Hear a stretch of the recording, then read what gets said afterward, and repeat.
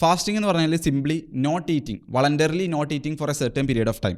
16:8, അതായത് 16 മണിക്കൂർ ഫുഡ് കഴിക്കാതെ 8 മണിക്കൂർ വിൻഡോയിൽ ഫുഡ് കഴിക്കുക, അല്ലെങ്കിൽ 20 മണിക്കൂർ ഫുഡ് കഴിക്കാതെ 4 മണിക്കൂർ വിൻഡോയിൽ ഫുഡ് കഴിക്കുക.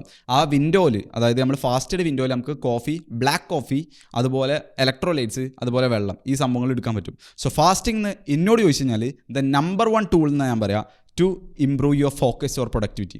കാരണം എന്താ, നിങ്ങൾക്ക് അറിയുണ്ടാവും സിമ്പത്തറ്റിക് അതേപോലെ തന്നെ പാരാസിമ്പത്തറ്റിക് സിസ്റ്റം അല്ലെങ്കിൽ സ്റ്റേറ്റ് എന്ന് പറഞ്ഞാൽ നമ്മളെ ബോഡിക്കുള്ളത്. അതായത് ഒന്ന് റെസ്റ്റ് ആൻഡ് ഡൈജസ്റ്റും ഒന്ന് ഫൈറ്റ് ഓർ ഫ്ലൈറ്റുമാണ്. ഫൈറ്റ് ഓർ ഫ്ലൈറ്റ് എന്ന് പറഞ്ഞു കഴിഞ്ഞാൽ നമ്മൾ ഫുൾ അലേർട്ടായിരിക്കും, നമ്മൾ ഹണ്ട് ചെയ്യാനൊക്കെ പോകുമല്ലോ, അല്ലെങ്കിൽ നമുക്ക് എന്തെങ്കിലും ത്രെറ്റ് ഒക്കെ ഉണ്ടാവുമല്ലോ, ആ ഒരു സംഭവമാണ്, ആ ഒരു ഫീലിംഗ് നമ്മളെ ബോഡിക്ക് ഉണ്ടാവണം. അഡ്രിനാലിനൊക്കെ ഒന്നായിട്ട് കൂടിയിട്ട് നമ്മൾ പക്ക ഫോക്കസ്ഡ് ആയിക്കാണ് നിൽക്കുന്ന ടൈം. നമ്മൾ ഇര വരുന്നതും അതുപോലെ സൗണ്ടും പ്രഡക്റ്റേഴ്സിൻ്റെ സൗണ്ടൊക്കെ കേൾക്കണം നമ്മൾ കാട്ടിലാണെന്നുണ്ടെങ്കിൽ. അപ്പോൾ അതിന് നമുക്ക് ഫൈറ്റ് ഓർ ഫ്ലൈറ്റ് എന്ന് പറയാം.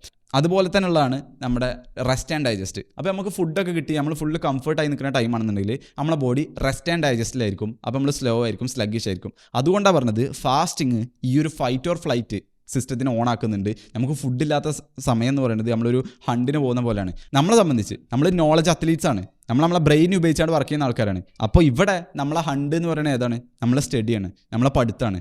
അപ്പോൾ അതിനെ ഫോക്കസോട് കൂടി അപ്രോച്ച് ചെയ്യാൻ ആരെ ഹെൽപ്പ് ചെയ്യുന്നത്? The number 1 tool fasting.